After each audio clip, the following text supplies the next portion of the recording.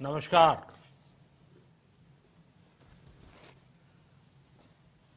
Corona वैश्विक महामारी के खिलाफ लड़ते लड़ते अब हम अनलॉक 2 में प्रवेश कर रहे हैं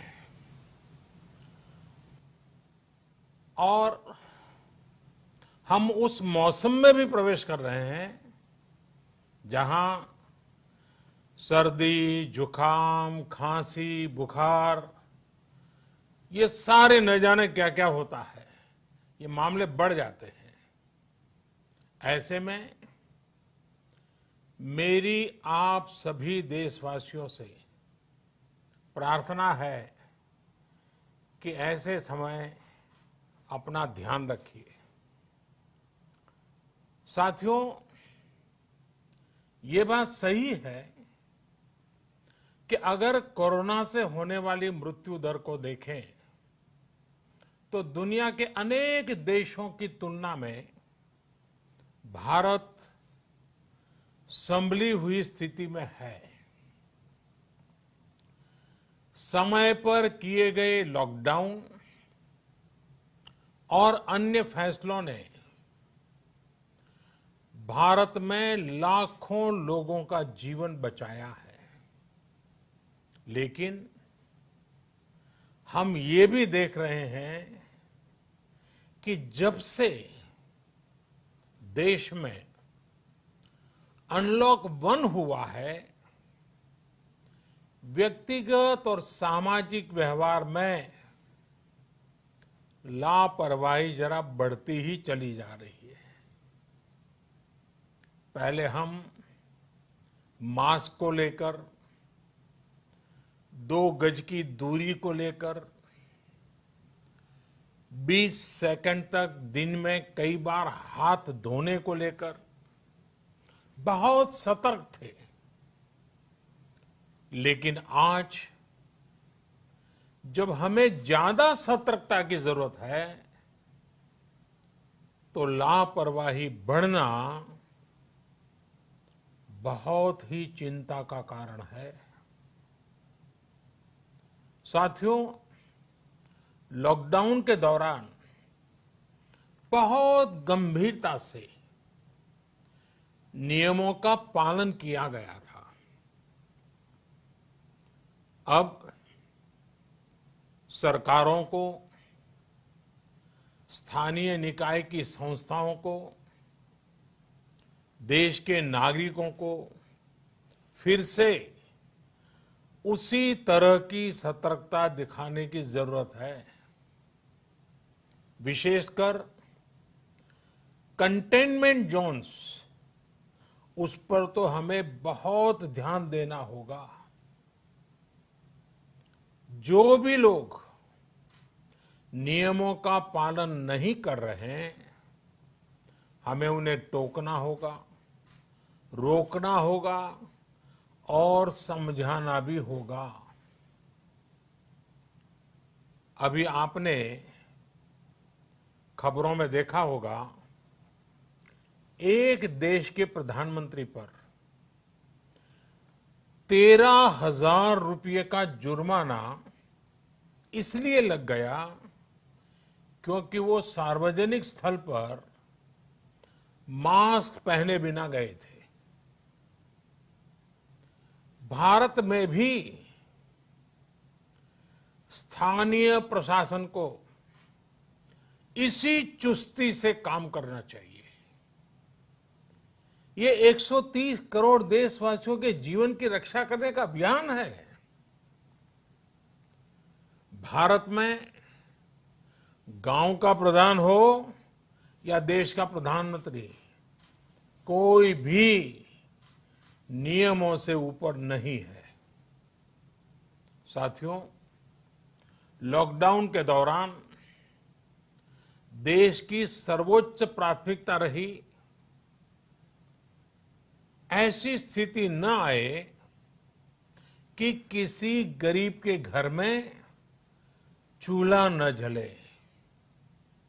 केंद्र सरकार हो, राज्य सरकारें हो, सिविल सोसाइटी के लोग हों, सभी ने पूरा प्रयास किया कि इतने बड़े देश में हमारा कोई गरीब भाई बहन भूखा न सोए। देश हो या व्यक्ति, समय पर फैसले लेने से, संवेदनशीलता से फैसले लेने से किसी भी संकट का मुकाबला करने की शक्ति अनेक गुना बढ़ जाती है। इसलिए लॉकडाउन होते ही सरकार प्रधानमंत्री गरीब कल्याण योजना लेकर आई। इस योजना के तहत गरीबों के लिए 2.25 लाख करोड़ रुपए का पैकेज दिया गया। साथियों, बीते 3 महीनों में 20 करोड़ गरीब परिवारों के जनधन खातों में सीधे 31,000 करोड़ रुपया जमा करवाए गए हैं।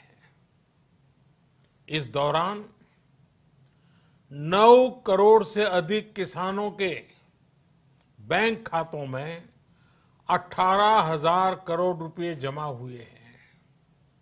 इसके साथ ही गांवों में श्रमिकों को रोजगार देने के लिए प्रधानमंत्री गरीब कल्याण रोजगार अभियान तेज गति से आरंभ कर दिया गया है। इस पर सरकार 50,000 करोड़ रुपए खर्च कर रही है। लेकिन साथियों, एक और बड़ी बात है जिसने दुनिया को भी हैरान किया है, आश्चर्य में डुबो दिया है। वो ये कि कोरोना से लड़ते हुए भारत में 80 करोड़ से ज्यादा लोगों को 3 महीने का राशन, यानी परिवार के हर सदस्य को 5 किलो गेहूं या चावल मुफ्त दिया गया। इसके अतिरिक्त प्रति परिवार हर महीने 1 किलो दाल भी मुफ्त दी गई। यानी एक तरह से देखें तो अमेरिका की कुल जनसंख्या से 2.5 गुना अधिक लोगों को, ब्रिटेन की जनसंख्या से 12 गुना अधिक लोगों को और यूरोपियन यूनियन की आबादी से लगभग 2 गुने से ज्यादा लोगों को हमारी सरकार ने मुफ्त अनाज दिया है। साथियों, आज मैं इसी से जुड़ी एक महत्वपूर्ण घोषणा करने जा रहा हूं। साथियों, हमारे यहां वर्षा ऋतु के दौरान और उसके बाद मुख्य तौर पर कृषि क्षेत्र में, एग्रीकल्चर सेक्टर में ही ज्यादा काम होता है। अन्य दूसरे सेक्टरों में थोड़ी सुस्ती रहती है। जुलाई से धीरे धीरे त्योहारों का भी माहौल बनने लगता है। अब आप देखिए, अभी 5 जुलाई को गुरु पूर्णिमा है, फिर सावन शुरू हो रहा है, फिर 15 अगस्त आएगी, रक्षाबंधन आएगा, कृष्णा जन्माष्टमी आएगी, गणेश चतुर्थी आएगी, ओणम होगा और आगे जाएं तो काटी बिहू है, नवरात्रि है, दुर्गा पूजा है, दशहरा है, दीपावली है, छठी मैया की पूजा है। त्योहारों का ये समय जरूरतें भी बढ़ाता है, खर्च भी बढ़ाता है। इन सभी बातों को ध्यान में रखते हुए ये फैसला लिया गया है कि प्रधानमंत्री गरीब कल्याण अन्न योजना का विस्तार अब दिवाली और छठ पूजा तक, यानी नवंबर महीने के आखिर तक कर दिया जाएगा।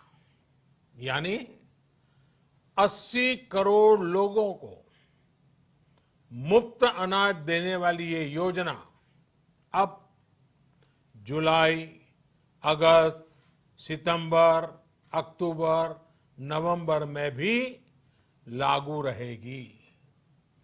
सरकार द्वारा इन 5 महीनों के लिए 80 करोड़ से ज्यादा गरीब भाई बहनों को हर महीने परिवार के हर सदस्य को 5 किलो गेहूं या 5 किलो चावल मुफ्त मुहैया कराया जाएगा। और साथ ही प्रत्येक परिवार को हर महीने 1 किलो चना भी मुफ्त दिया जाएगा। साथियों, प्रधानमंत्री गरीब कल्याण अन्न योजना के इस विस्तार में 90,000 करोड़ रुपए से ज्यादा खर्च होंगे। और अगर इसमें पिछले 3 महीने का खर्च भी जोड़ दें तो ये करीब करीब 1.5 लाख करोड़ रुपया हो जाता है। अब पूरे भारत के लिए हमने एक सपना देखा है। कई राज्यों ने तो बहुत अच्छा काम भी किया है। बाकी राज्यों पर भी हम आग्रह कर रहे हैं कि इसको काम को आगे बढ़ाएं। और काम क्या है? अब पूरे भारत के लिए एक राशन कार्ड की व्यवस्था भी हो रही है। यानी एक राष्ट्र एक ration card, 1 nation 1 ration card.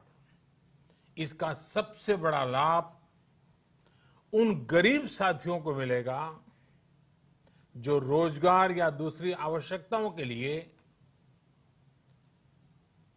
अपना गांव छोड़ करके कहीं और जाते हैं, किसी और राज्य में जाते हैं। साथियों, आज गरीब को, जरूरतमंद को सरकार अगर मुफ्त अनाज दे पा रही है तो इसका श्रेय प्रमुख रूप से 2 वर्गों को जाता है। पहला, हमारे देश के मेहनती किसान, हमारे अन्नदाता। और दूसरा, हमारे देश के ईमानदार टैक्स पेयर। आपका परिश्रम, आपका समर्पण ही जिसकी वजह से देश ये मदद कर पा रहा है। आपने देश का अन्न भंडार भरा है, इसलिए आज गरीब का, श्रमिक का चूल्हा जल रहा है। आपने ईमानदारी से टैक्स भरा है, अपना दायित्व निभाया है, इसलिए आज देश का गरीब इतने बड़े संकट से मुकाबला कर पा रहा है। मैं आज हर गरीब के साथ ही देश के हर किसान, हर टैक्स पेयर का हृदय से बहुत बहुत अभिनंदन करता हूं, उन्हें नमन करता हूं। साथियों, आने वाले समय में हम अपने प्रयासों को और तेज करेंगे। हम गरीब, पीड़ित, शोषित, वंचित हर किसी को सशक्त करने के लिए निरंतर काम करेंगे। हम सारी एहतियात बरतते हुए इकोनॉमिक एक्टिविटीज को और आगे बढ़ाएंगे। हम आत्मनिर्भर भारत के लिए दिन रात एक करेंगे। हम सब लोकल के लिए वोकल होंगे। इसी संकल्प के साथ हम 130 करोड़ देशवासियों को मिलजुल करके संकल्प के साथ काम भी करना है, आगे भी बढ़ना है। फिर से एक बार मैं आप सबसे प्रार्थना करता हूं, आपके लिए भी प्रार्थना करता हूं, आपसे आग्रह भी करता हूं, आप सभी स्वस्थ रहिए, 2 गज की दूरी का पालन करते रहिए, गमछा, फेस कवर, मास्क ये हमेशा उपयोग कीजिए, कोई लापरवाही मत बरतिए। इसी आग्रह, इसी कामना के साथ मैं आप सभी को बहुत बहुत शुभकामनाएं देता हूं। धन्यवाद।